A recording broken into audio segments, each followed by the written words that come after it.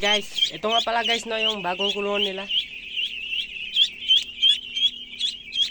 Ayan po lang guys oh. Medyo malunam dito guys.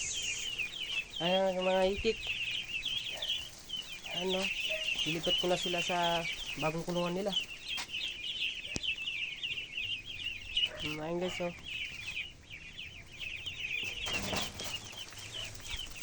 Medyo maliligot pa sila guys. Naninibago po sila sa kanilang kulungan. Guys oh.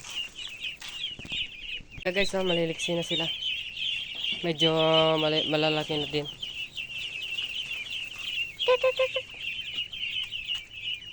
Oh, naliligo po sila sa tubig.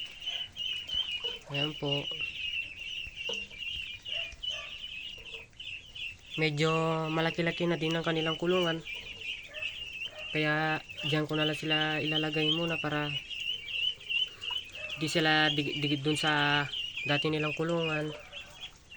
Ayan guys oh. Medyo malalaki na din sila.